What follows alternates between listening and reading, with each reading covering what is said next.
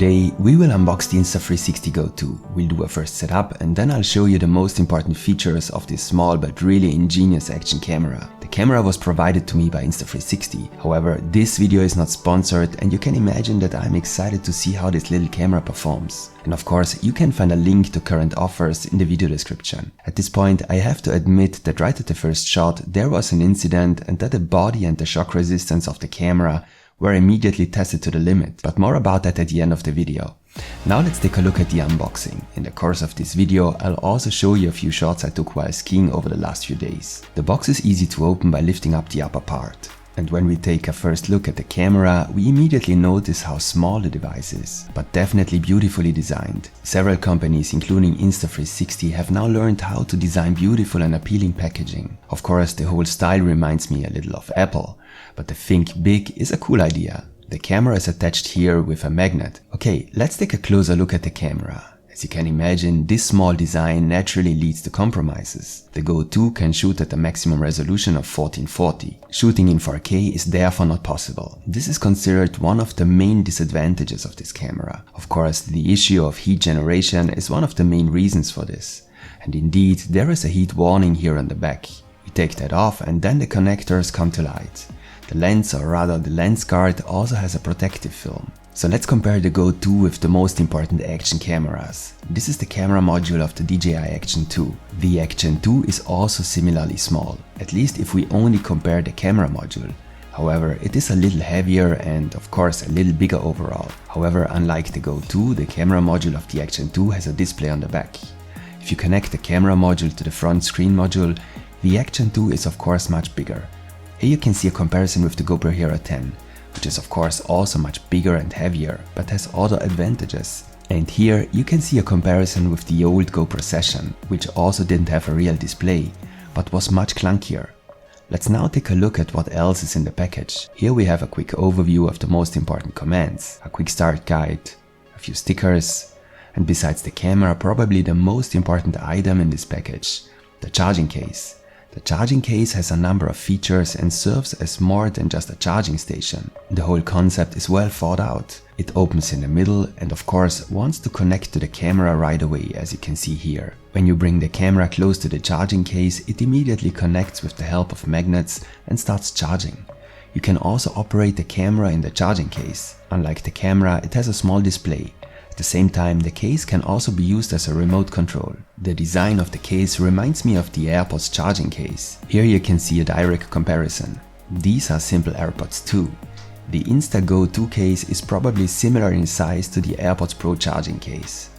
Alright, let's take a quick look at what else the box contains. This is the pivot stand. It is rotatable and can easily be glued to a smooth surface. This is the easy clip. With this you can attach the Go 2 to a cap and take POV shots, that is, when you want to shoot exactly what your eyes are seeing. Then of course we have a USB-A to USB-C charging cable. And hidden in the outer casing of the box is the magnetic pendant. You should wear this under a t-shirt. The magnet then connects the Go 2 and you can take POV shots at chest level. Here you can see the entire contents of the packaging at a glance. Insta360 sent me the all-purpose kit. It also comes with this grey carry case. The carry case is of course for the camera and the accessories. It reminds me a little of the case that GoPro sells with the GoPro Hero 10 and the Hero 9. When we open it, however, you see that unlike the GoPro case, it contains various compartments inside that are intended for the individual mounts and adapters. The all-purpose kit also includes a mount adapter kit. Especially this mount adapter kit is absolutely necessary if you want to attach the Go 2 to different tripods or to typical GoPro mounts. In my opinion, it is an absolutely necessary accessory if you want to use the Go 2 as an action camera. Here you will find a flat and a curved adhesive mount that you can attach to a helmet, for example. A magnetic screw mount to attach the Go 2 to any kind of tripod. A magnetic prong mount with the typical GoPro adapter, so you can attach the Go 2 to all GoPro mounts. However, as this mount connects the Go 2 magnetically, it could fall out in case of strong vibrations. That's why there is also the action mount adapter. With this, the Go 2 is not magnetically connected but clamped, which prevents it from falling out. However, the back is not so well protected. And then there are two thumb screws. Here you can see the contents of the mount adapter bundle again. The all-purpose kit also includes two protective lens guards.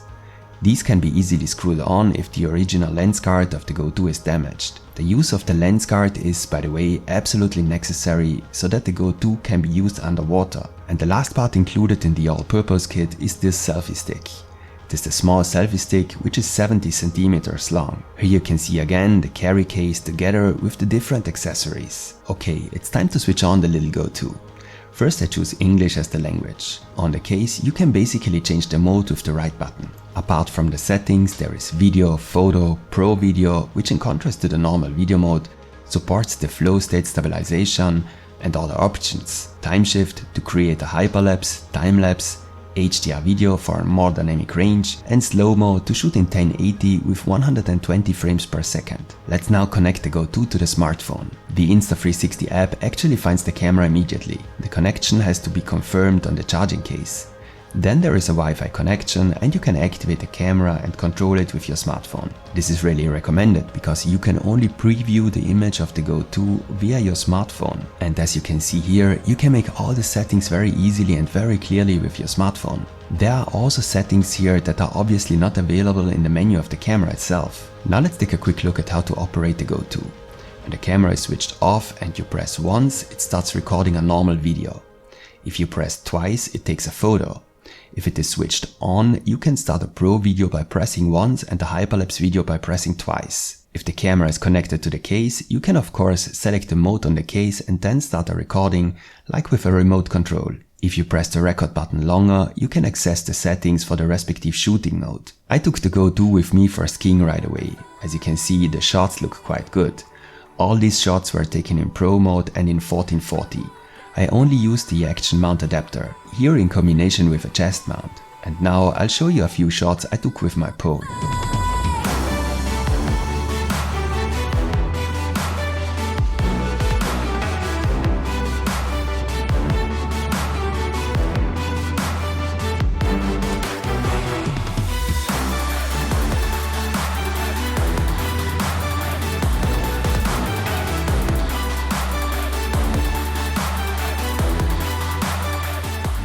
So now, as already announced, I unfortunately have to admit that the first test went pretty badly and that it was actually very lucky that I was able to take these shots at all while skiing. I took the Go 2 with me when climbing and wanted to attach it to the top of the climbing wall and then take a shot from above. To do this, I put the camera on the pivot stand and connected the loop of the pivot stand with an express carabiner. I just wanted to take a spectacular shot right away. I then climbed up the whole wall and attached myself and the camera to the same hook at the top. When I tried to untie myself again, something unexpectedly slipped out and fell. Can you imagine how it feels at 15 meters when you pull something out and something unexpected happens? Not good. Of course, the camera fell down the 15 meters and hit the hard ground. I only saw several parts shattering and thought to myself, that's it for the Go 2. I was all the more surprised to see that the camera was still fully functional and had actually only suffered a slight scratch.